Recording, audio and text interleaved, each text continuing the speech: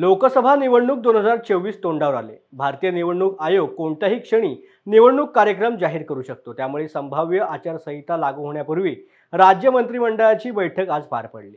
या बैठकीमध्ये अनेक महत्त्वाचे निर्णय झालेत. यामध्ये पोलीस पाटील पगारवाढ, वेल्हे तालुक्याचे राजगड असे नामांतर करण्याच्या निर्णयास मंजुरी देण्यात आली. याशिवाय अहमदनगर जिल्ह्याचे पुण्यश्लोक अहिल्याबाई होळकर असं नामांतर करण्याचा निर्णय मंत्रिमंडळाने घेतलेला आहे. राज्य मंत्रिमंडळाने इतरही काही महत्त्वाचे निर्णय घेतलेत. पाहुयात ग्राफिक्सच्या माध्यमातून. मराठी भाषेच्या प्रचार आणि प्रसारासाठी अद्ययावत मराठी भाषा धोरण जाहीर. पोलीस पाटलांच्या मानधनात भरीव वाढ, आता मिळणार महिन्याला 15,000 रुपये.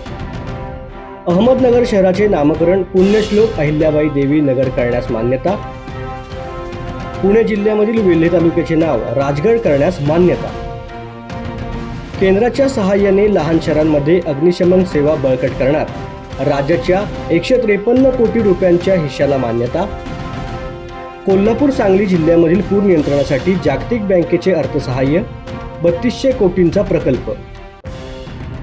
राष्ट्रीय आरोग्य विभागामधील कंत्राटी कर्मचाऱ्यांना सेवेत घेणार.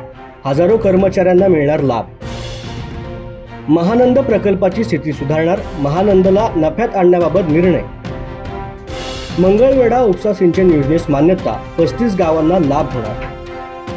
कृषी वाहिन्यांचे सौर ऊर्जीकरण करण्यासाठी 9,020 कोटी AIRB बँकेकडून येणार.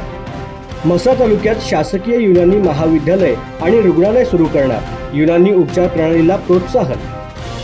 आशा सेविकांना मानधनात भरीव 5,000 रुपये वाढ. आणि मुंबईमधील 8 रेल्वे स्थानकांची ब्रिटिशकालीन नावे बदलणार.